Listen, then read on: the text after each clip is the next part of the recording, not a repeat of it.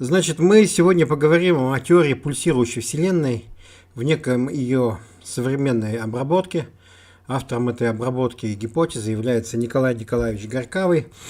Это такой астрофизик, долгое время и успешно работавший в сфере планетологии, в общем-то, но в настоящий момент и уже очень давно являющимся сотрудником, значит, американских научных институтов астрономических. В том числе у него есть несколько статей в соавторстве, значит, с Мазером. Это, значит, глава научной группы телескопа Джеймс Уэбб, для примера, да, и который на сегодняшний день, помимо всего прочего, является еще Нобелевским лауреатом. Вот такие вот вещи. То есть он в планетологии вот этой, то есть работал чрезвычайно успешно, создал себе имя после этого. И последние годы он переключился на фундаментальные вопросы космологии. И вот об одной из его теорий мы сегодня и поговорим. Кроме того, я уже обращал внимание, что мне попадались статьи Николая Николаевича на Хабре. Еще это, где-то они были всегда хорошо написаны очень. То есть он их реально пишет. Каково же было мое удивление сегодня, когда я, прочитав статью в Википедии о Николае Николаевиче, с удивлением узнал, что Николай Николаевич Горькавый и известный автор, фантаст, автор легендарной, как она называется-то, только что забыл, да, островитянка, по-моему, островитянка, да, блин, ну такое бывает. Вот это один и тот же человек, то есть он пишет фантастику под именем Ник Горькавый, соответственным образом, или писал. Вот такой интересный человек, который он бывает. Значит, по своему космологической теории он, разумеется, заплаточник. То есть он ставит на те проблемы, когда современные воззрения на космос и Вселенную находятся в противоречии с экспериментом, он пытается поставить некую заплатку. Но к его, значит, заслуге надо сказать, что заплатка это всего лишь одна. Потому что мы знаем, что у нас есть три вида заплаток, то есть ненаблюдаемых сущностей, которые поставлены для того, чтобы современную научную картину мира, вступившая в резкое противоречие с экспериментом, то есть с наблюдениями за Вселенной, они есть, но они трех типов. Это темная энергия, темная материя и черные дыры, соответственно. Все три сущности ненаблюдаемые, и все три сущности нужны для того, чтобы объяснять какие-то аспекты расхождений научных представлений, бывших старых, современными наблюдательной астрономией. Вот таким образом. Для Ника Горького, хочется сказать, для Николая Николаевича соответствующим образом заплатка это только одна, это черная дыра. Мы по ней поговорим, то есть он является сторонником так называемой концепции реликтовых черных дыр, то есть тех черных дыр, которые сохранились в нашей Вселенной до Большого взрыва. И вот в этих больших ионами пытаются объяснить те же самые эффекты, которые объясняются через черную материю, через черную энергию, а все это объясняет через черные дыры. У него есть некий запись в живом журнале, который на телеграм-канал наш принес Сидоров Макс. Да, так звучит соответствующим образом ник. И он там пишет, что из 18 противоречий и спорных эффектов современной астрономии, значит, Николай Николаевич при помощи ненаблюдаемых и несуществующих черных дыр объясняет 14. Ну, вот я могу ошибаться в цифрах, но вот это именно так. То есть это вот такая у него вот космология, когда строится некая теория на попытках объяснить все, что происходит при помощи черных дыр. Но с его точки зрения, это вообще говоря естественно, это просто эмпирический факт, что если бы был какой-то внешний наблюдатель и посмотрел на нашу Вселенную, он бы убедился, что мы живем в черной дыре. Именно поэтому мы за пределы Вселенной не можем выйти. Да, наша Вселенная, можно сказать, очень рыхлая, там почти чистый вакуум, но вот с большими сверхмассивными черными дырами так и бывает. У них очень большие размеры, но внутренняя плотность их может быть ничтожной. А если черная дыра маленькая, то есть звездной массы где-то такой, ну солнечной, 3-4, то размеры ее небольшие, а плотность у нее там ужасающая, грубо говоря. Вот. А сверхмассивные черные дыры, вот они какие-то не такие. Вот такова, значит, наше первое вступительное слово, то, что я сегодня хочу сказать.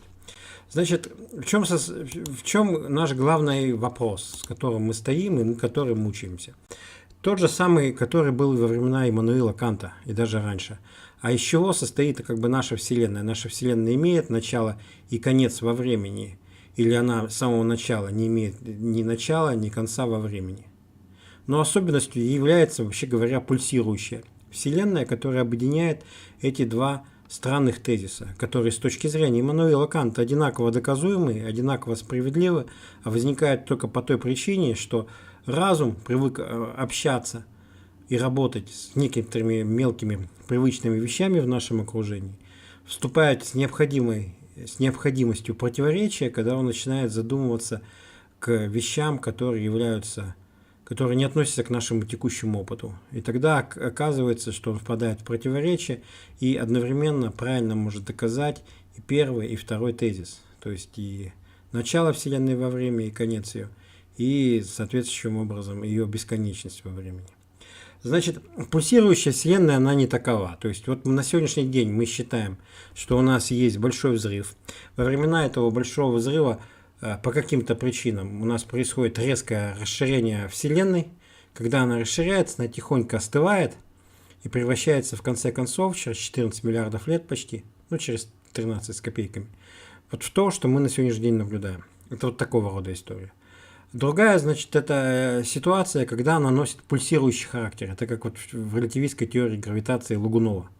То есть она расширяется до определенного момента, потом ее расширение начинает тормозиться, после этого она начинает сжиматься в какой-то небольшой кусочек пространства, может быть даже вместе пространства времени, потом опять она по каким-то причинам расширяется, то есть вот такой маятник, то есть циклы, бесконечные циклы, сжатие, растяжение, сжатие, растяжение. Сжатие и растяжение. Именно таких точек зрения придерживалось достаточно большое количество натурофилософов, ну, например, по всей видимости, Гераклит, или кто-либо там еще, до той поры, пока в начале 20 века не был сформулирован убийственный аргумент против возможности такого процесса. Этот процесс основан на втором начале термодинамики. Он состоит в следующем, что у нас все время нарастает, вообще говоря, энтропия. Она должна нарастать. То есть у нас энергия портится. У нас когда-то была хорошая энергия, которая позволяла происходить химическим, физическим преобразованием. И рано или поздно она превращается в очень простую вещь, в энергию броуновского движения и ничего более. То есть мы видим в настоящий момент, что нам говорит второй закон термодинамики. У нас есть большое количество энергии, запасенной в мире. Вот в этом столе, где стоят тоже атомы и молекулы между собой, и они тихонечко двигаются на одном месте, колеблются. Есть еще какие-то там в воздухе такого речь происходит, но мы их оттуда достать не можем. Они там похоронены. Они испорчены, похоронены, сделать мы ничего не можем. Это вот понятие энтропии это дело описывает. Кроме этого, ему противостоит другое понятие, понятие свободной энергии, то есть это некой качественной энергии, которая позволяет совершать какие-то преобразования, то есть создавать новые молекулы, создавать сложные органические вещества, создавать жизнь и так далее, и так далее. Так вот, оказывается, что второй закон термодинамики утверждает, что вся эта энергия в конце концов портится. Любая вот эта энергия, она портится и превращается вот в энергию броуновского движения. Этому можно дать такое же, я могу заметить, социальную интерпретацию. В социальном тоже вот мы смотрим на современный западный мир и видим, что уровень жизни кажется чрезвычайно велик. Ну что это такое? Это некое гомогенное общество, так называемый средний класс, у которого есть дом, содержать который чрезвычайно дорого и накладно, если не платить ипотеку. Там есть машины, там есть барбекю, по воскресеньям, разумеется. Там есть прогулки в прекрасном парке, платные для всей семьи, за год по абонементу. Прогулки на озеро, озеро тоже платное и так далее, и так далее. То есть человек, казалось бы, очень много зарабатывает, но все, что он зарабатывает, уходит на содержание его прекрасного дома и на барбекю по воскресеньям. И больше ничего не остается. Даже того он собирается взять, берет все время кредит, чтобы дотянуть, разумеется, до следующей получки или на какие-то более интересные вещи, которые ему нужно купить. Например, новый автомобиль или новая стиральная машина. И мы видим такое гомогенное общество, общество, победившее энтропией, когда на какие-то свершения, там, полет на Марс или на что-либо еще, или на войну с Россией не остается ни средств, ни денег. Ничего нету. Потому что прекрасное гомогенное общество. Это общество.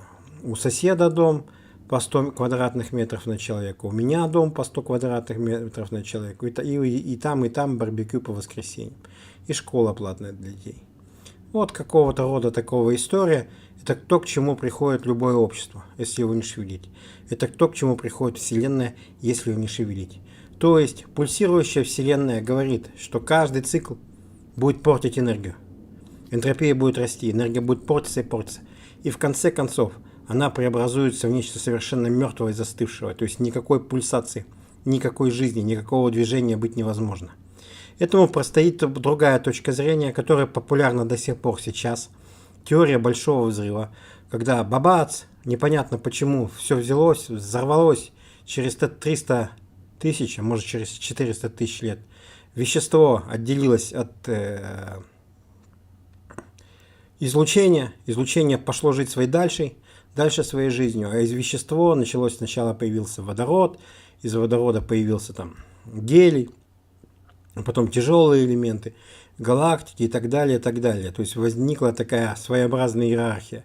И она тихонечко дожила до наших дней, значит. Там, где у тебя были много тяжелые солнца или звезды, со временем они умерли, кто во что превратился, кто в белого карлика, кто в черную дыру, кто в нейтронную звезду и так далее, и так далее. В общем-то, куски этого вещества, которое появилось, начали собираться вначале в галактике, потом еще во что-то. И вот такая иерархическая Вселенная, она возникла. А Вселенная при всем этом, если брать общую теорию относительности, начала медленно расширяться. Ну как медленно? Расширяется она, конечно, со световой скоростью. Притом ее скорость расширения превосходит скорость света примерно в 2-3 раза более выше. Она вот расширяется так, как будто надувается шарик. Ты живем на поверхности шарика, этот шарик надуваем, и точки на этом шарике между собой расползаются. Расползаются они, разумеется, в миллиарды раз, потому что когда-то Вселенная возникла в очень маленьком объеме. Ну, как говорят сейчас, это 10 минус 57 степени от сантиметра, а потом начала резко расширяться. Почему она начала расширяться, откуда, это непонятно. Будто бы было какое-то поле, которое заставляло, и какая-то сила, которая заставляла ее быстро взорваться, а потом оно куда-то ушло на нет, изничтожилось, пропало, исчезло, и мы наблюдать его на сегодняшний день не можем. И вот такая теория расширения, она называется теорией инфляции, по большому счету. Тут есть, правда, большое количество подводных корней. Если это первоначальное поле, которое антигравитационное, которое все раскидывало между собой, она куда-то исчезла, то почему на сегодняшний день Вселенная расширяется с ускорением? Что это так? Как, почему вот такое может быть? Ведь, казалось бы, сила гравитации это только притяжение, и Вселенная должна тихонечко замедлять свой бег, она не должна замедляться, не ускоряться. Но, как вы знаете, тут ввели определенного рода заплатку на это дело, она называется темная энергия. Добавили в уравнение общей теории относительности лямбда-член, который когда-то был у Эйнштейна, и снова его воскресили. И решили, что там есть вот такая антигравитация при помощи вот этого самого появившегося лямбда-члена. Такая вот эта рода вещь, она сформировалась, наверное, в конце прошлого тысячелетия, но, по всей видимости, первую четверть века она не пережила. Ну, как мы понимаем, в первую очередь благодаря деятельности, например, телескопа Уэбб. Почему? Потому что было найдено так называемые маленькие красные пятнышки, которых начали разглядывались. Они оказались полноценными галактиками, спиральными. формой эллиптическими, да, эллиптическими и другими интересными они галактиками оказались, но они были бы вроде бы очень маленькие и плотные, но это абсолютно взрослые, настоящие галактики, сияющие таким же количеством звезд, как и Солнечный путь, Млечный путь, и превосходящие некоторые из них по количеству звезд и по количеству вещества, которые есть в нем. И все они очень старые, то есть они все возникли сразу же после Большого взрыва. И становится тогда вопрос, откуда, почему, зачем, как это такое возможно. Ну и другие аспекты были. Появились представления о том, что есть супер черные дыры, которые находятся в центре практически каждой галактики, за небольшим исключением. А им при помощи них эти черные объясняются вращение звезд, находящихся в центре каждой галактики, вот их скорость. Ну, тоже непонятно, откуда они возникли, что это такое, что такое большое, как вот это происходит, где они так нажрались. Им получается, что всего там несколько сот миллионов лет от роду, а нажрались они бешеным образом. Вот. Поэтому как бы большое количество проблем. В общем-то. Но обычно, значит, Николай Николаевич связывает это с тем, что есть неплохая, некрасивая квантовая теория гравитации. Притом она неплохая, она плохая, она на самом деле оказалась несостоятельной в каком-то смысле, потому что новые эффекты она предсказать не может. Более того, она предсказывает некоторые эффекты, которых нет. Николай Николаевич на это обращает опять внимание. Он, например, говорит, что учет квантовых эффектов, и не объясняет, что это такое, приводит к тому, что кривизна нашей Вселенной должна отличаться от того, что наблюдается на практике, на 120 порядков. Это так называемая самая большая ошибка в науке, которую когда-либо можно. А этого нет. Но Николай Николаевич забывает пояснить, откуда она там возникает. Это большая ошибка. Она состоит в том, что квантовой механики это жесткий результат. Вакуум имеет некую минимальную энергию. А поскольку наша Вселенная большая, то мы по всему объему, если просуммируем, то есть проинтегрируем по всему объему, то эта энергия вакуума, она будет фантастическая. И именно она заставит даже пустое пространство свернуться в маленький плотный комочек. Чего не происходит на практике. На сегодняшний день считается, что Вселенная наша плоская. Мы этого на самом деле не видим. Вот, то есть как бы Николай Николаевич не объясняет, откуда это происходит. Он говорит, что квантовая механика не хороша. Его, значит, теория, она другая. Вот у меня не так много времени осталось. Давайте я расскажу, что здесь происходит. То есть в какой-то момент у нас получается следующий эффект. Из-за гравитации у нас большое количество объектов начинают тихонько сжиматься в дальнейший комочек. То есть мы видели только что то, что сейчас характерные масштабы Вселенной это 14 миллиардов лет. Для Николая Николаевича характерный масштаб в одной статье это 100 миллиардов лет, а в другой статье триллион. То есть она, как получается, здесь характерные масштабы, они гораздо больше. И вот она начинает сжиматься в определенный рода момент.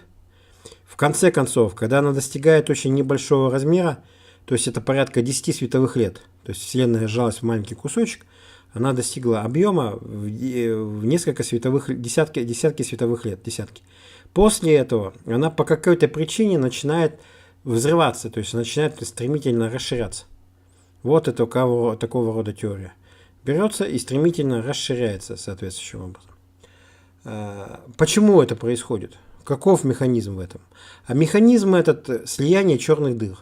То есть выясняется, что если вся Вселенная занимает масштаб порядка 10 световых лет, то все черные дыры, если их собрать, то они представляют где-то полсветовых года. И они все в этом помещении бывают. И когда они друг к другу очень плотно оказываются прижаты, они начинают между собой сливаться. Но как происходит слияние в ньютоновской физике? То, что два объекта, когда сливаются, образуется новый объект, находящийся ровно посередине центра масс этих двух наших первых объектов. Такова ситуация. Здесь же, в общей теории относительности, это совершенно не так. То есть получается, что когда сливается некий объект, он получает мощный импульс движения в сторону маленького объекта. То есть вы представляете себе, сливаются две черных дыры. Одна большая тяжелая, вторая маленькая. Когда они сливаются, то новая получившаяся сверхтяжелая черная дыра получает мощный импульс в сторону малого объекта. То есть представьте себе, что Вселенная состоит из таких вот рода вещей. То есть у нас есть большое количество черных дыр, они собрались в одном месте. Следует ожидать, что большие дыры оказались ближе к центру, а маленькие дыры оказались от него подальше. И вот маленькие дыры начинают с большими сливаться. И происходит у нас как бы выброс вот этих всех черных дыр как бы в противоположную сторону. Притом, представляете, если черных дыр гораздо больше, чем мы себе представляем, то этот будет импульс такой фантастический. Таким образом, вот эта самая антигравитация при помощи черных дыр Николаем Николаевичем и объясняется. Вот такого рода эффект. Вот то, что он нам предлагает. Я повторяю, он все проблемы пытается объяснить с помощью черных дыр. Вот как-то так. Вот это значит ситуация. Но что мы видим в этот момент? Мы видим на самом деле, что черные дыры пережили вот этот момент коллапсирования или сжатия и продолжают жить дальше. И вот представьте себе опять мощнейший взрыв, значит, все вещество, когда оно собиралось в 10 световых лет, нормальное, то есть не относящееся к черным дырам, оно тут же превратилось в пыль, в прах, в излучение, вообще непонятно что. Она нагрета до десятков миллиардов градусов, когда она сжалась. И при этом никаких нуклидов существовать по большому счету не может. То есть не может существовать. Но, скорее всего, и протоны не могут существовать даже. А это уж точно каких-то конструкций из протонов, там, из нейтронов существовать не может. За счет вот этого сверхсильного фотоизлучения, то есть за счет рентгеновских и гамма-квантов, они все разваливаются. То есть происходит такая ядерная фотоионизация. Вот это все взялось, и оно все развалилось. Значит, выжили, судя по всему, но есть под подозрением еще нейтронные звезды, только черные дыры. И вот теперь все вещество, которое собралось вот в небольшом объеме, оно улетело, взорвалось, опять-таки появилось реликтовое излучение, потом все это начинает охлаждаться тихонечко и начинает из этих обломков предыдущего Вселенной строится некая новая Вселенная. Но черные дыры, здесь они остались, они сохранились по большому счету. И что здесь происходит? Оказалось, что черные дыры звездной солнечной массы, 3-4 солнечных массы, растут очень медленно. А сверхмассивные черные дыры, вот при таком сжатии, они растут сверхбыстро. Они очень быстро набирают в себе энергии, что-то еще становится все массивнее и массивнее. И со временем они превращаются в некий зародыш новой галактики. То есть они начинают формировать вокруг себя новое вещество, это новое вещество здесь оказывается и так далее, и так далее.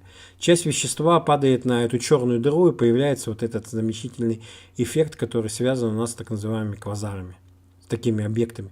На них падает вещество, и эта черная дыра, разгоняя до близких к световым скоростям и даже со сверхсветовых скоростей, это самое вещество, она начинает сиять, как десятки и сотни галактик бывает. И вот появляется вот этот самый квазар.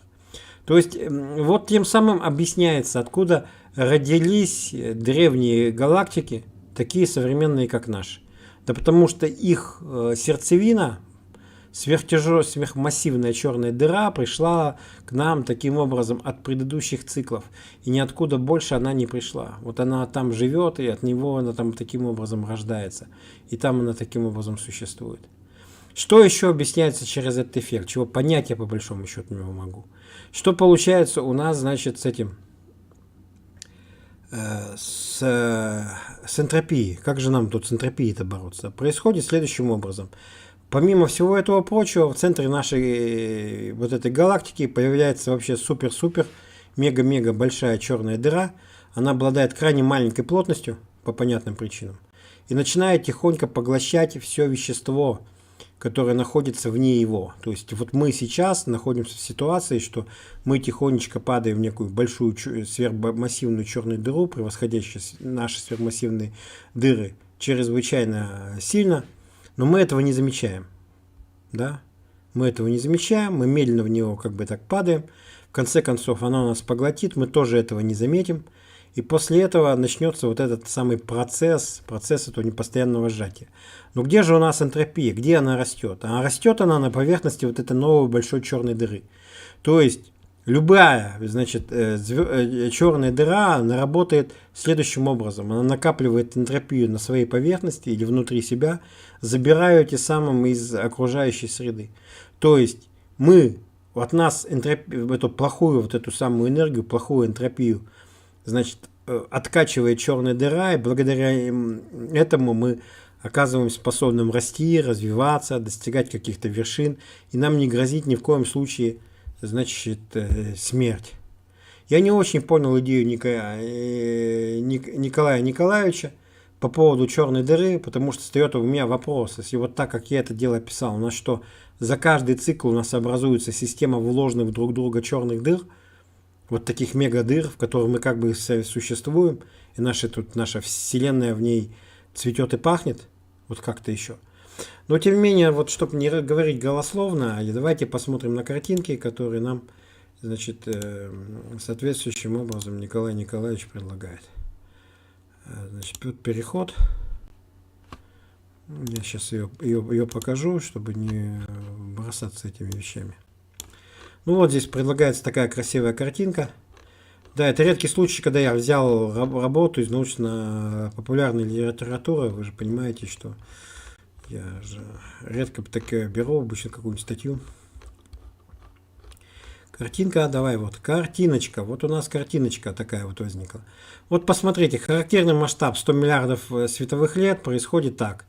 Большой взрыв, все расширяется, расширяется, расширяется, расширяется.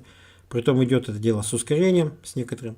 После этого мы проходим этот этап, все начинает тихонечко замедляться. Вот нас съела большая эта самая черная дыра, мы начали в нее падать. Мы в нее падаем, в большую дыру, потом все сжимается до 10 световых лет, и опять взрыв. И вот таким образом это у нас процесс происходит. Вот. С точки зрения, значит, первых этих вещей, то рост большой и мелких дыр вот происходит вот так. То есть берется большая мелкая дыра.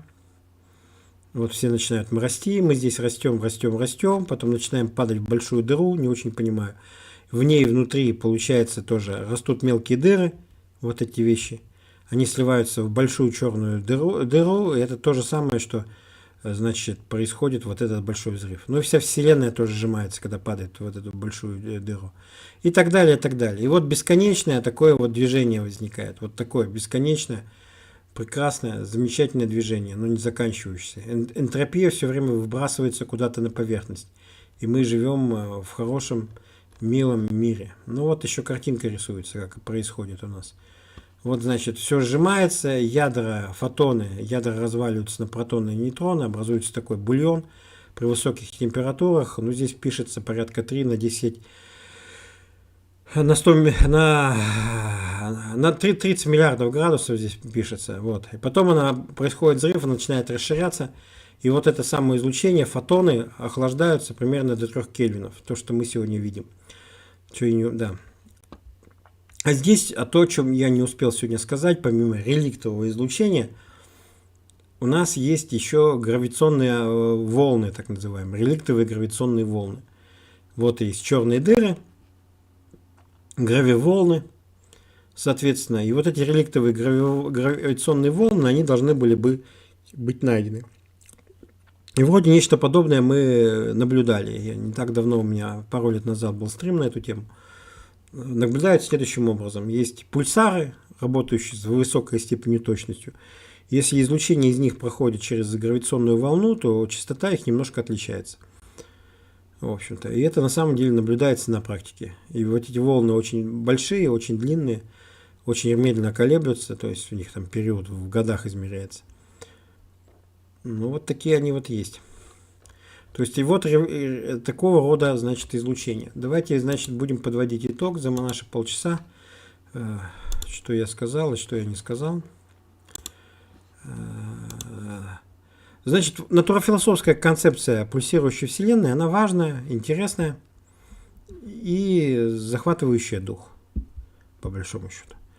Вот здесь была некоторая представлена теория, которая пытается игнорировать существенные квантовые эффекты, говорит, что вся квантовая гравитация является, по сути, лженаукой. Здесь я, в общем-то, согласен.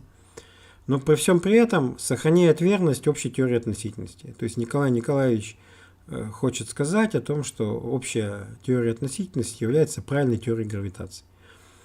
Но он пытается три главных вида заплаток свести к одному, то есть к черным дырам. То есть ему за счет каких-то эффектов удается объяснить черными дырами и большую, и темную энергию, и темную материю. То есть он на самом деле полагает, что галактика, например, это такой блин, полностью нашпигованный черными дырами, притом очень старыми, сохранившихся от предыдущих циклов, маленькими, большими, вот всякими этими. Это блин плоский такой. И за счет этого достигается объяснение вращения периферийных звезд в каждой из галактик, которые на сегодняшний день считают, что этот блин состоит из непонятной темной материи, которую никто не видел, найти не может, и что это такое, не знает. Но она должна типа гравитационно взаимодействовать. То есть вот эти все три вида заплаты, которые есть в современной космологии, главных. Он сводит самое главное. Разумеется, черная дыра – это главная заплатка современной космологии. Связано с тем, что Николай Николаевич хранит верность общей теории относительности. Вот так. Хранит верность общей теории относительности и пытается объяснить существующие несуразности экспериментальной космологии, наблюдательной космологии, через вот эти самые черные дыры. Спасибо. Давайте я поотвечаю на вопросы тихонечко. Вот, да, Дмитрий Б. Насколько я понял Гильберта, они на уровне математики полечились на бесконечность, как буквально понятую сущность, и утверждал, что нет ничего бесконечного. Ни числа атомов Вселенной, ни бесконечно малых делений пространства и времени. То есть мир конечно дискретен. Как вы относитесь к этой гипотезе? Ну, я не знаю, как Гильберт атаковал бесконечность. Я не думаю, что он ее так сильно атаковал, хотя, может быть, я просто мало чего знаю.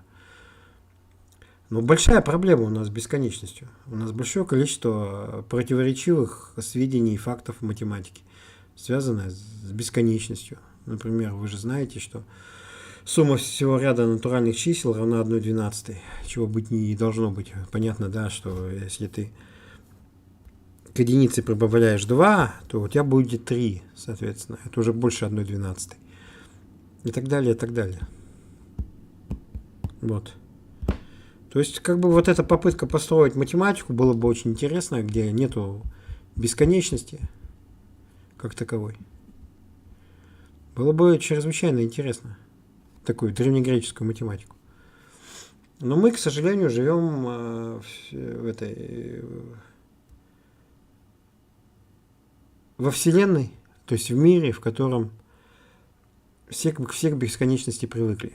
Нам кажется, это естественно. Знак бесконечности, он такой, ходит вместе с нами всегда.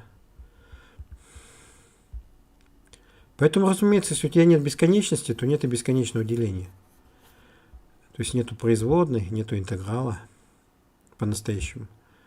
А есть только некоторые пределы, быть может, даже пределов, наверное, нет. И сумма. И больше ничего. Такая вот вещь. Да, спасибо, вот у меня это сегодня был один единственный донат. Ага.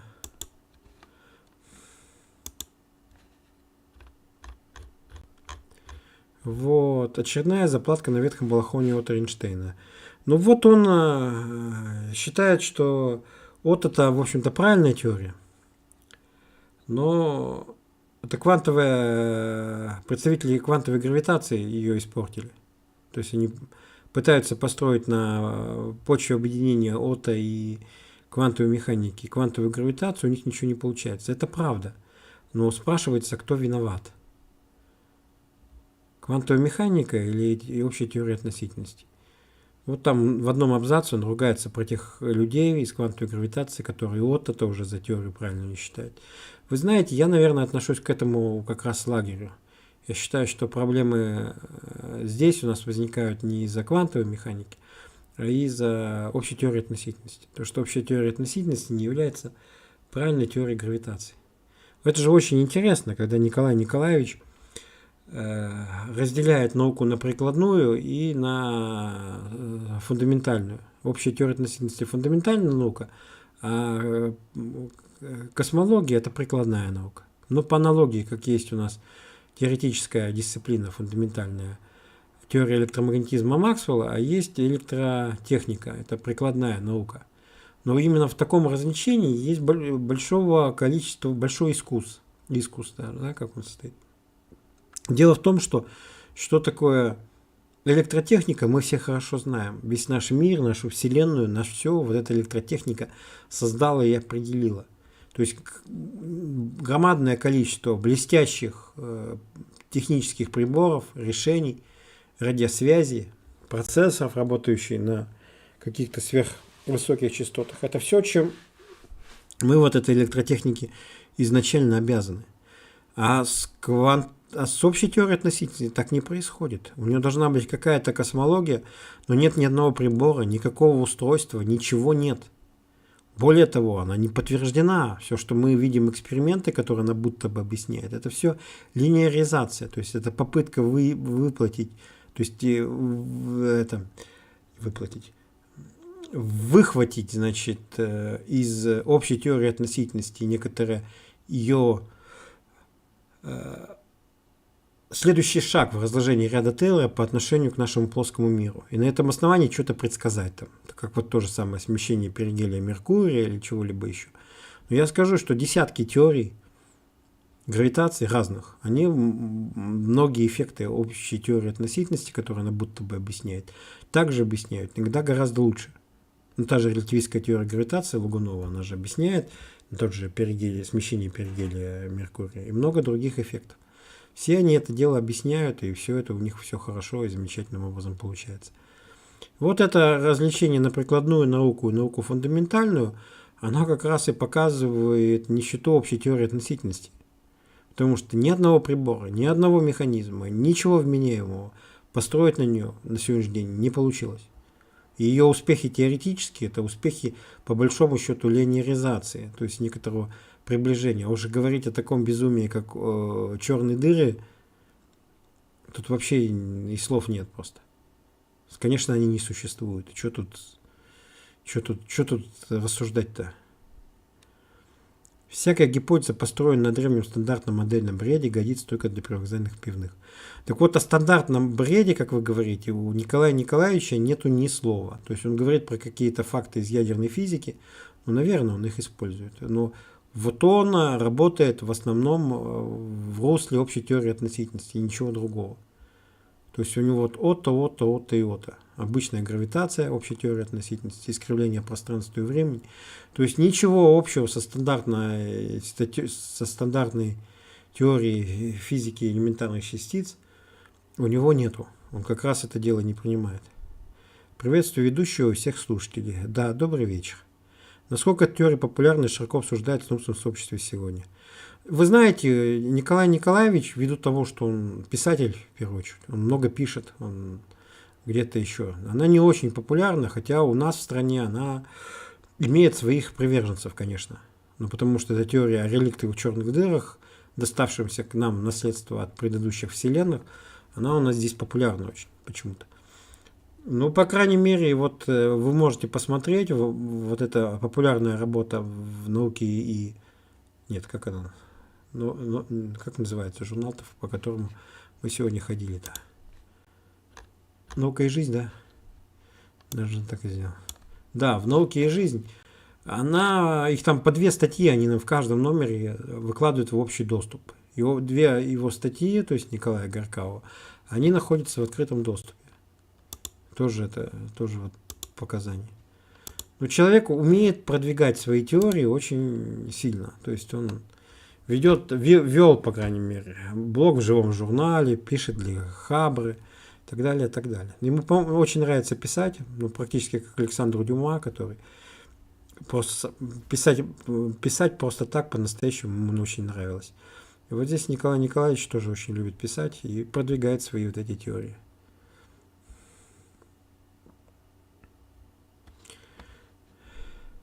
С опозданием всех приветствую. Здравствуйте, Игорь. Здравствуйте все. Да, добрый день. По традиции напоминаю о необходимости вашей поддержки. Не забывайте ставить обязательные лайки и по возможности проводите донаты на любую посильную, даже полностью символическую сумму. Спасибо. Я сейчас подумал, если у ЧД вторая космическая больше С, то первая космическая меньше, значит под горизонтом можно вращаться вокруг сингулярности по эллиптическим орбитам. Да, вот у него так и получается, наверное. Но мы, в общем-то, и живем, потому что, в общем-то, простейший факт, просто поставляем формулы для Шварцшильда. Размеры нашей Вселенной, мы понимаем, что мы живем в черной дыре.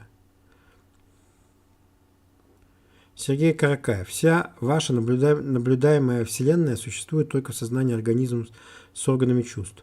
Физический мир – это впечатление в сознании организмов. Вне сознания только волны. Ну, наверное. Ссылки на реквизиты указаны в описании к данному видео. Огромная благодарность всем отзывчивым и щедрым сердцем. Да, важно. Начало пропустил, но сразу же возникает вопрос. Действует ли закон сохранения энергии на таких запредельных масштабах? И тогда выходит, что скорость расширения масштаба на каждом цикле уменьшается. Ну, не знаю. Вот можно об этом порассуждать, но закон сохранения энергии в общей теории относительности не выполняется. В общем.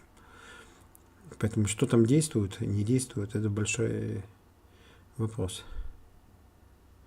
Как гравитация взаимодействует с теорией пульсирующей Вселенной? Теория пульсирующей Вселенной – это теория гравитации. Вот так она с ней взаимодействует. То есть это вот теория гравитации. То есть это некий способ, достаточно остроумный, красивый, безусловно. Как из гравитации, которая бывает только притягивает, создать антигравитацию. И вот там у него был студент или аспирант у Николая Николаевича, он ФТИ заканчивал.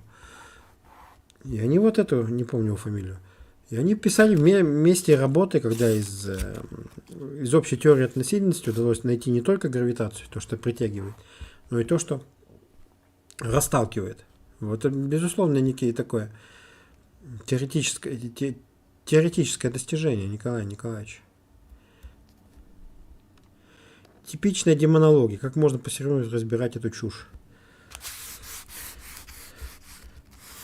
Ну, интересно, наверное. Но опять говорю, что человек пишет очень хорошо. Вот, Артем Александрович, вы островитянку-то, наверное, читали весь этот цикл? Я говорю, что я не читал, но у меня же друг, то есть Стас Перфилев, он не может читать, но может слушать аудио. И там когда-то где-то он услышал, что у островитянки есть то одно продолжение, то второе, то третье. И я провел в результате у себя за компьютеров бесчисленное количество часов в попытках скачать аудио на это. То есть вот этой островитянкой Стас был очень увлечен. Вот. Поэтому я запомнил, для меня удивлением было, что я...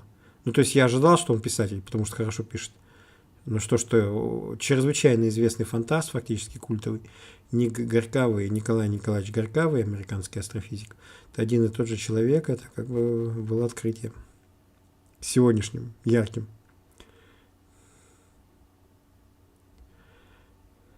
Типичная демонология. Как можно писать так? Вот да. Да. Энное количество циклов назад, то Вселенная была горячей и расширялась быстрее. В конце концов, снова будет уже сверхтепловая смерть уже коллапсирующей Вселенной, когда количество энергии не позволит. Нет, вот не так. На тепловой смерти здесь не будет, потому что все время сбрасывается как бы энтропия выросшая, она куда-то вовне, на поверхность черной дыры, которую мы не видим. Она, вот это тоже некоторое достижение, она выбрасывается. Вот он вот метафору эту предлагает, что мы живем в черной дыре и радуемся. То есть недостатки теории превратились в ее достоинство. Подобно тому, как говорят, что Мопассан ненавидел Эйфелеву башню, она давила ему на голову своей невыносимой пошлостью, но каждый день обедал на Эйфелевой башне. Его спрашивали, а почему так? А он говорил, что это единственное место, откуда не видна Эйфелева башня в Париже. И вот здесь такая же ситуация ровно. Мы живем в черной дыре, и вот этот избыток этой тепловой смерти, то есть избыток энтропии, он выбрасывается на ее поверхность. То есть она работает как такой могучий насос, собирающий плохую энергию и откачивающий ее куда-то в сторону.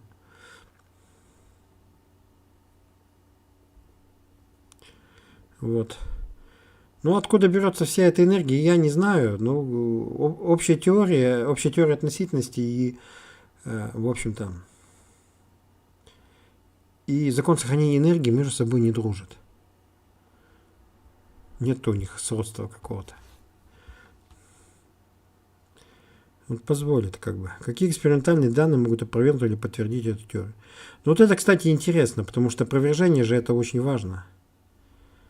Подтвердить он полагает открытие реликтово-гравитационного излучения.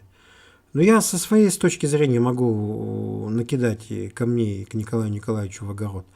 Вот смотрите, как он объясняет, и кажется очень просто, факт отсутствия промежуточных черных дыр. Мы знаем, что смотрим на мир, мы наблюдаем черные дыры небольшой массы. 3, там, 4 солнечных, 10, 15.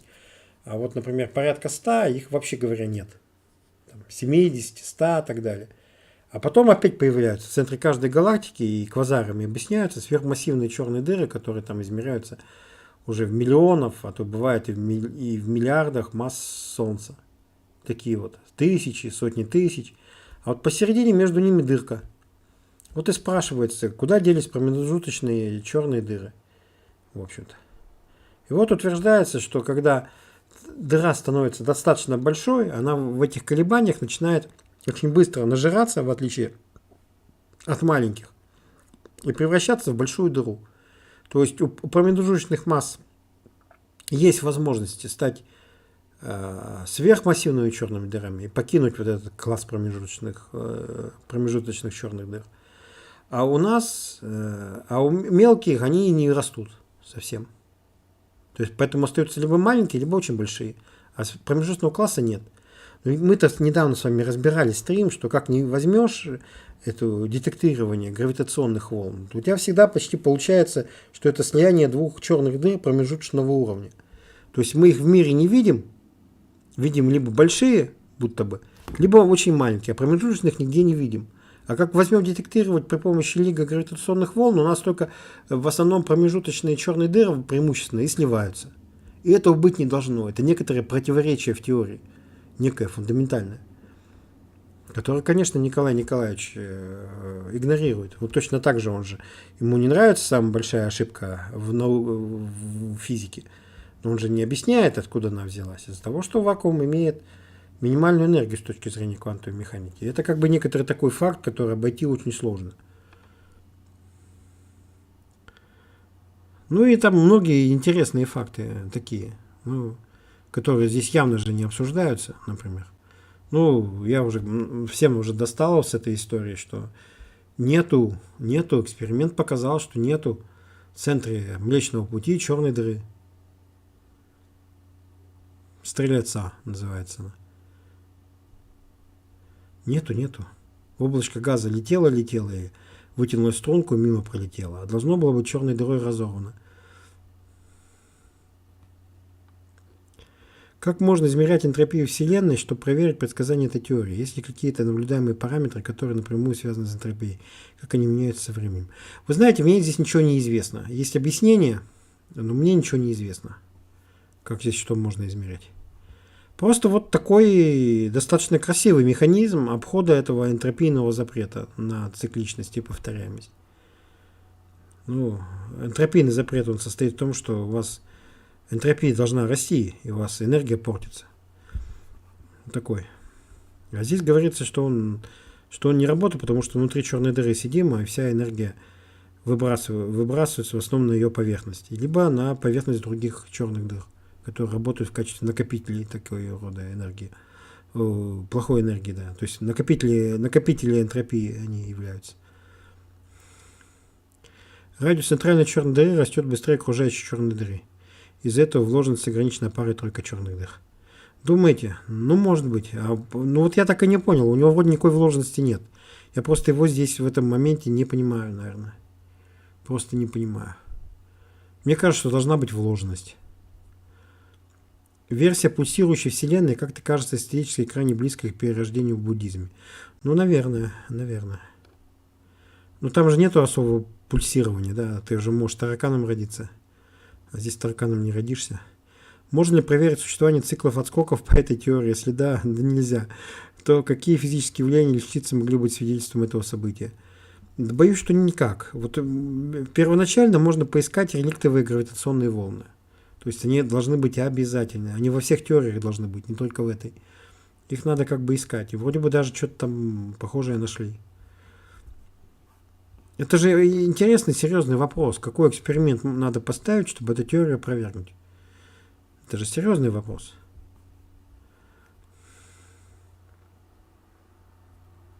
Почему представители петлевой теории гравитации, это разновидность квантовой гравитации, ходили до определенного момента этими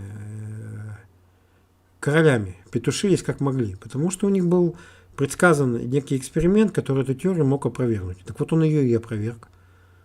И все равно ходят и гордятся. И пытаются все равно петлевой гравитацией заниматься. Хотя эксперимент был поставлен, и он показал, что петлевая теория гравитации неверна. В средние века вся картина мира строилась на ангелах и демонах. У нас сегодня на термояде и черных дырах. Ну, как-то так, да. Изменились смыслы, но то же самое. То же самое.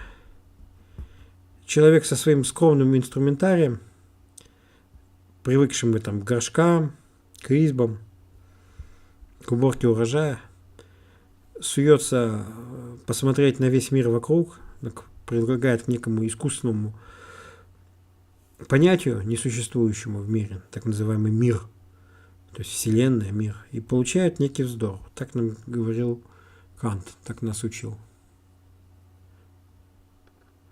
Какие предсказания делает теория, которую можно проверить с помощью наблюдений? Она предсказывает гравитационные реликтовые излучения. Вот. Она предсказывает гравитационное реликтовое излучение, но, к сожалению, не она одна.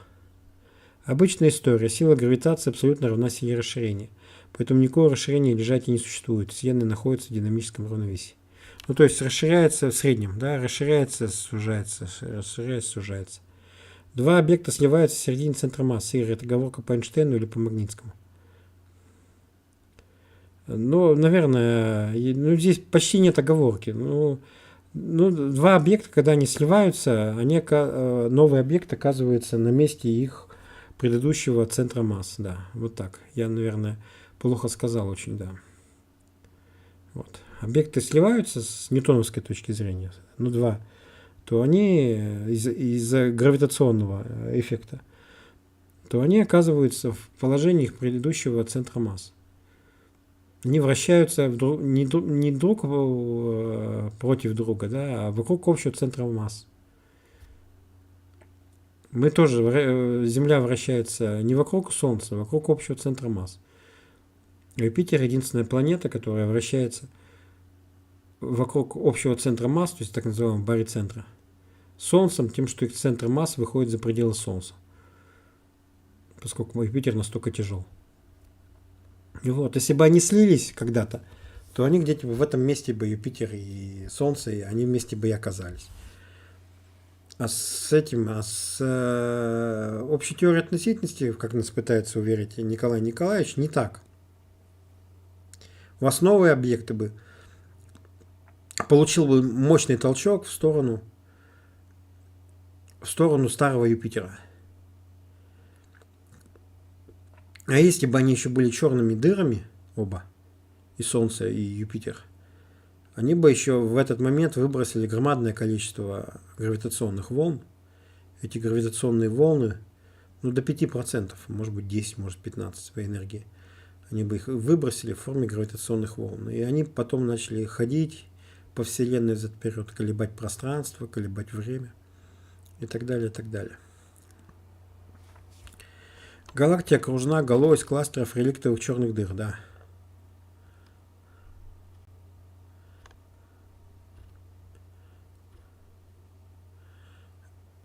Это и есть темная материя. Да. Именно так, да. Да. Так и есть, да. Вот с этой позиции. Это вот у нас в стране почему-то особо модная теория. Не знаю почему. То есть я ни одну работу в успехах физических наук видел на эту тему. Изучать физический мир – это то же самое, что изучать изображение в телевизоре. Физический мир существует в сознании организма с органами чувств. Но это правильно, поэтому мы философией занимаемся. Мы пытаемся не изучать физический смысл, мы пытаемся понять самих себя. А потом уж понять, как из них, из нашего понимания превращается вот этот самый мир. По каким-то признакам Горького вычислил количество пульсаций до сегодняшнего состояния, примерно несколько тысяч. Да, я об этом не слышал просто. В этой статье нету. Наверное, как-то вычислил. Это, наверное, в каких-то других работах. Вот. Ну, в общем, я вам и обязан интересом, по большому счету, к вот этим к работам Горького. Как вы понимаете. Спасибо вам. Народ, граждане и господа, активнее ставим лайки трансляции. Сейчас их только 17. Нет, 19. Ну, для меня нормально. Любарского смотрел про Рамуджана. Сумма натуральных чисел 1/12. Нет, Любарского не смотрел. Я про Рамуджана, я даже знаю, как это получается результат. Просто проблема Рамуджана, что он нашел такое количество всевозможного рода странных чисел, ну и соотношений, которые объяснить никак нельзя, их доказать не могут, большую часть на сегодняшний день. А он их находил. Они настолько бывают сложные, настолько нетривиальные, это ужас какой-то. И всегда висит этот вопрос, он вообще говоря, это он человек или это очередной бурбаки? То есть, что группа английских математиков взяла рано умершего индуса и приписала ему там нечто. Ну, это настолько потрясающе с Рамуджаном. Он же доказать сам ничего не мог. Он же не знал, почему сумма натуральных 1/12. Там этот английский математик, не помню его фамилию-то, с которой с Рамуджаном возился. Он же доказал.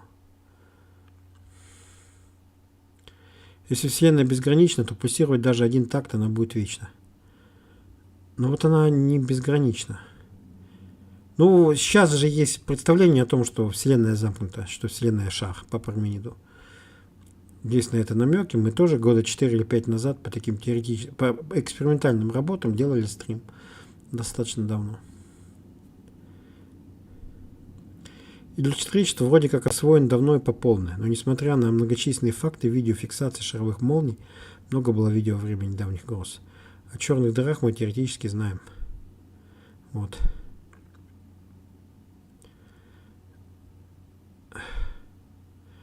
Мы что-то тоже знаем. А шаровых молний не вполне, да. Теория смерти или цикличности Вселенной, наверное, самая бесполезная и непроверяемая теория физики. Ну да, это как две черепахи. Одна стоит $30, а вторая 300. Ну и спрашивают, а в чем разница-то? Ему отвечают, а та, которая $30, она живет 40 лет, а та, которая $300, она живет 150. И здесь ровно вот согласно этому анекдоту все и получается. Все и получается. Почему пульсировать может только часть ее типа галактики или звездной системы? Ну, может быть, может быть. Теоретически знаем больше о черных дырах, чем о шаровых молниях. Хотя шаровые молнии, вот они рядом.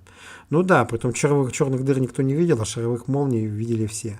Ну или почти все. Я не видел. Только фотки. У меня мама видела. Как теория пульсирующей Вселенной соотносится с понятием времени и его цикличности в философии? Это большой вопрос. Я к нему обязательно, ну я о нем не один раз говорил, но я еще раз к этому, наверное, вернусь. Достаточно скоро. Спасибо. Это смена цикла Махаманвантера из Махапралая. Курите северный буддизм. Да, мы именно его и курим. Притом совсем северный. Вот, давайте отвечать на вопросы у нас Methodical. Можно ли предложить эксперименты, которые могли бы подтвердить или опровергнуть ОТА? Или это из области не знаем и не узнаем?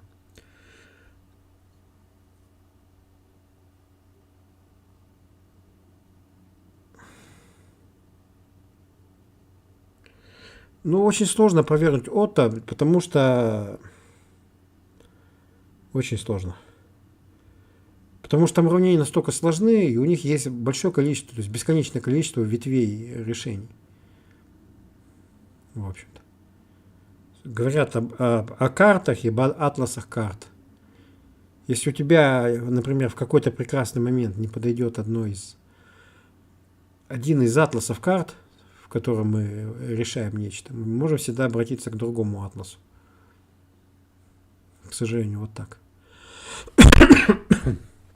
И что-то там найти. Что-то было там найти. Ну, это вот тоже интересный вопрос, им надо как бы задуматься. Мне. Я вот не задумался пока что. И связанный вопрос. Возможен ли разум значительно превосходить человеческий? Ответ мне кажется очевидным. Но это мнение далеко не общепринятое. Но здесь есть два вывода. Если мы думаем, что есть разум, то, что будет происходить человечески, это будет некий сверхразум.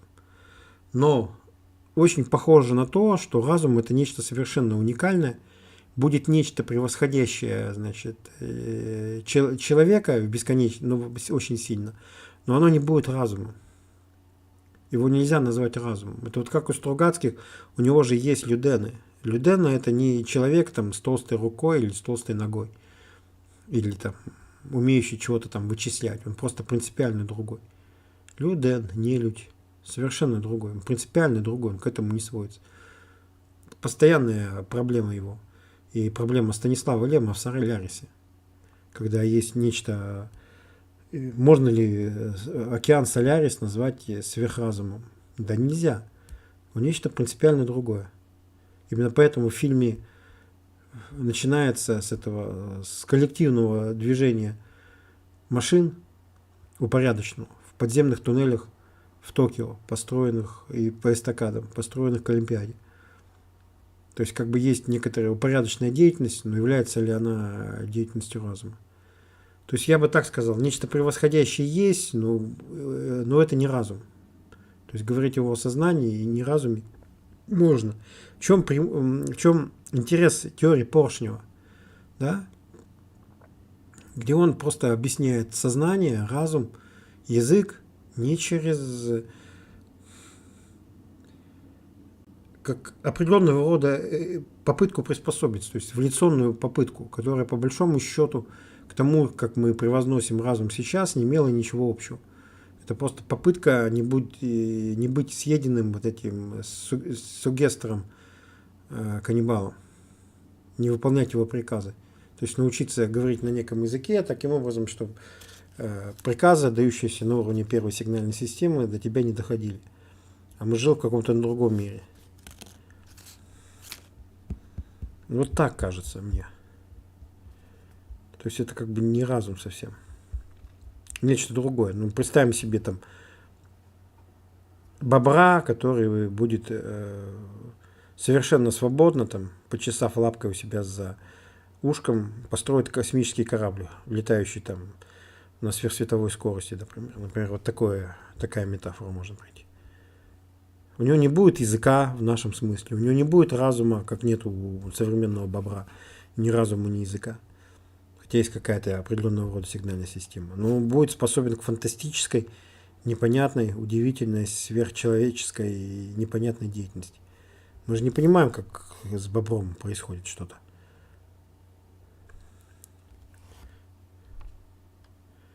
Я когда с презрением отзывался о Куне и подобных, но сейчас смотрю на это проще и добрее, ведь дискурс часто не дорастает даже до детского сада, вроде фальсифицируемости. Да, не дорастает. Как правило, не дорастает. Совсем. Ну, просто какие-то рассуждения и все. Но все-таки Кун это не фальсифицируемость. Кун это про другое. Про фальсифицируемость, наверное, Поппер все же. Я тоже к нему как-то таким с презрением относился. И действительно, вы здесь правы, не дорастают. Обычно не дорастают. Спасибо. Так, здесь у нас что? Здесь у нас ничего.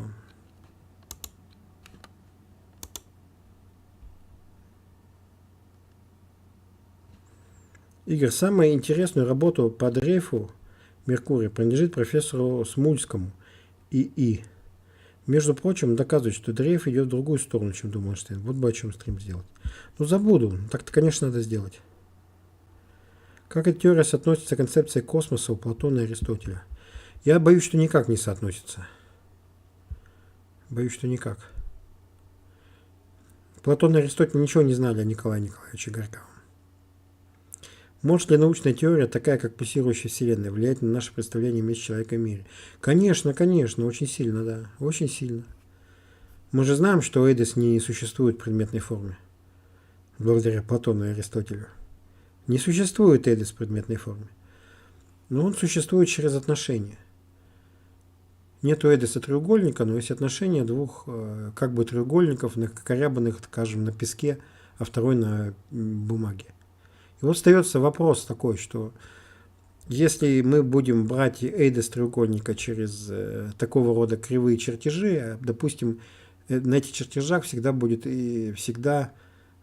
изображены неправильные треугольники. Это как-то на нас повлияет или нет? Мы же сейчас видим на большом примере, что большое количество людей на нашем нынешнем громадном примере из русско-украинской войны, что большое количество людей описывает нынешние события как Мюнхенский сговор с Гитлером. Ну, потому что они ничего другого не знают, кроме Мюнхенского сговора вообще. Неграмотные ребята. Или у них этот Мюнхенский сговор так хорошо застрял в памяти, что оттуда его не вышибить. Мы видим, что это определенного рода историческое знание. Но это историческое знание, как остроугольный треугольник, неправильный треугольник, определяет наше настоящее. Да? «Игра престолов», она перевернула мир отчасти. А «Доктор Хаус» нет. Он ушел в небытие, хотя был значим в свое время. А «Игра престолов» — это тот инструмент, через которого мы смотрим на мир до сих пор. Мне представляется так. Кстати, о политике. Если поверить, что от Израиля и от Кавказа бритов США оттолкнули, а из Украины их выталкивает уже РФ, то вслед за Сербией могут бриты зажечь все Балканы. Ну, может быть, что-то сможет зажечь. Но пока, посмотрим, что будет. Посмотрим, что будет. Я считаю, что Украина может вполне успешно и воевать еще несколько лет без поддержки США. При одной поддержке Европы. Я считаю. И, к сожалению, если Зеленский и вся комарилья не согласятся на мирный план Трампа, то и американцы вынуждены будут продолжать помощь им, хотя бы старлинками.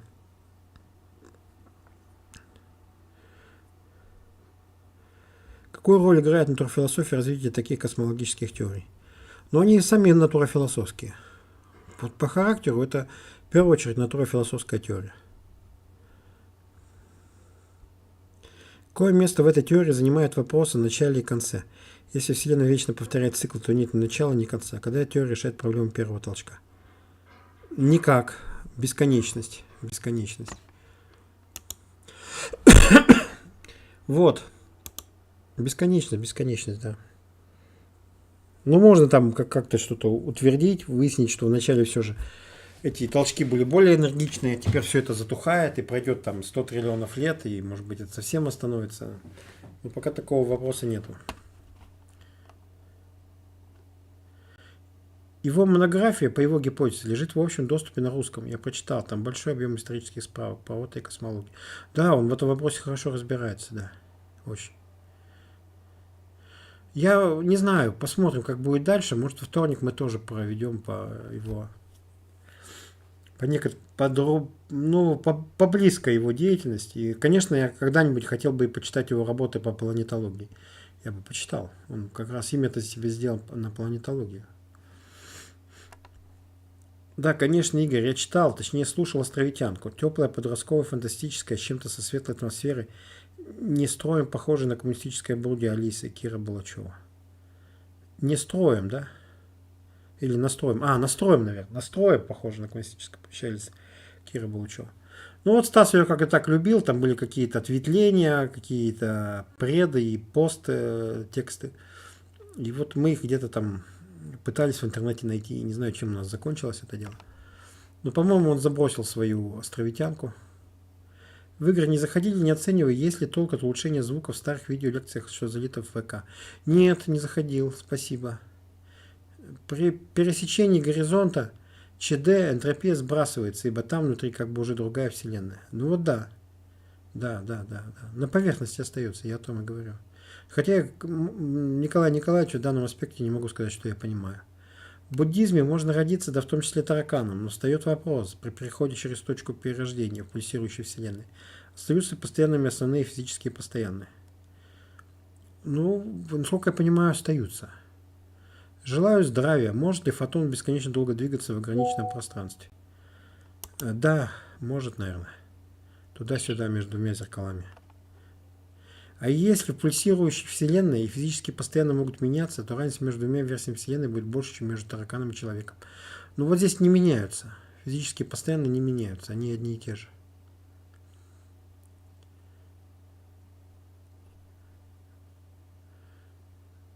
При сиянии ЧД 5% массы превращается в гравиволны. Наружный склон волны дает антигравитацию. Да. Да. Ну вот это, может быть, об этом мы будем говорить во вторник. Можно ли использовать законы квантовой физики, чтобы объяснить, почему энтропия не накапливается от цикла к циклу?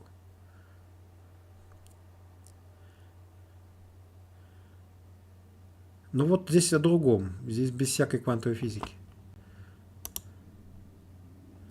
Вот, значит.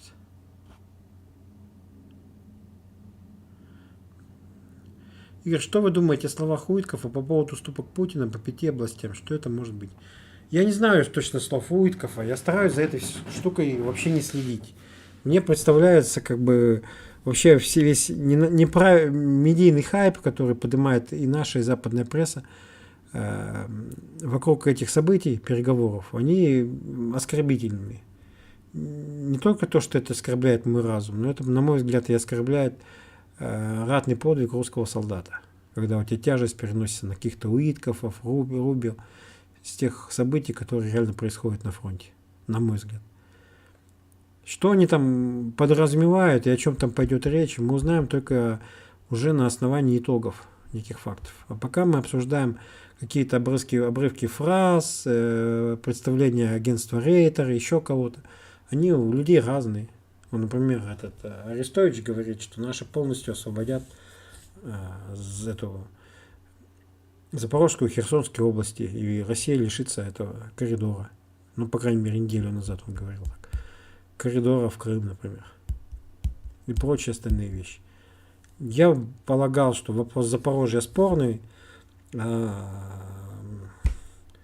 Все же правобережье с Херсоном, Херсонской области нам не отдадут, например. Хотя из Донецкой области Украина должна будет вывести войска. Но они не выведут. Я повторяю, что и без поддержки США Украина может вполне успешно воевать еще несколько лет спокойно при одной поддержке Евросоюза. Ну, как сказать успешно? Ну, вот как сейчас они воюют. Успешно или неуспешно они каждый день теряют по населенному пункту. Вроде этих населенных пунктов на Украине много, но они их теряют с ускорением. Как наша Вселенная с ускорением расширяется, так вот они также их теряют с ускорением с некоторым. Когда это ускорение перейдет в лавину, то есть в значительно более быстрое движение, то никто не знает. Возможно, что достаточно скоро.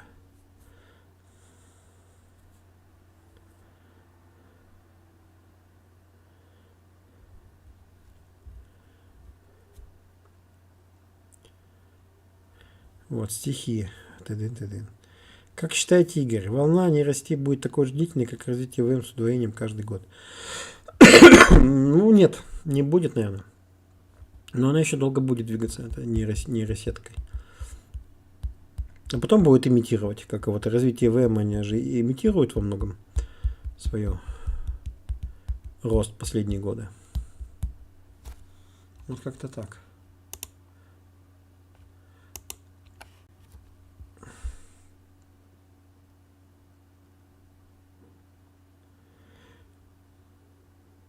Кстати, недавно плотнее послушал нейротворчество Никиты Глухова.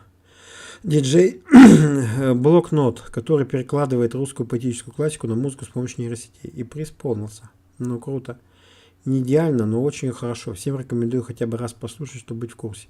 Но я что-то про Блока видел, да. Блок, Есенин, Пушкин, Фет, Мандельштам. Ну, здорово. Возможно ли с помощью физики или математики объяснить, что мир всегда был?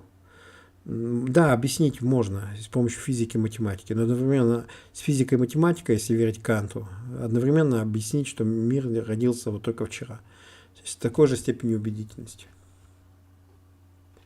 Спасибо большое за стрим. Всем крепкого здравия, вдохновения, взаимопонимания, мирного неба и, конечно, денежек побольше. Берегите себя и близких.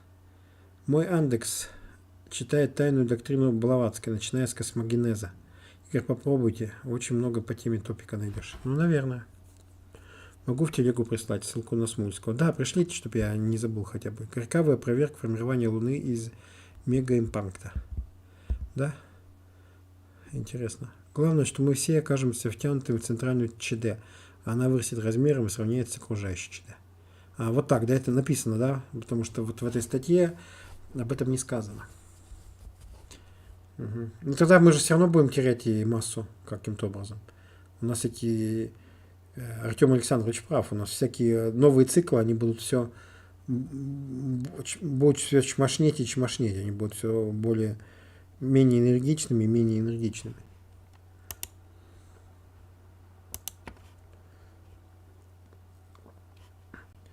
Ну все, спасибо, значит. У меня 2 донатора, их поблагодарим. Это Дмитрий Б. и Methodical лидер.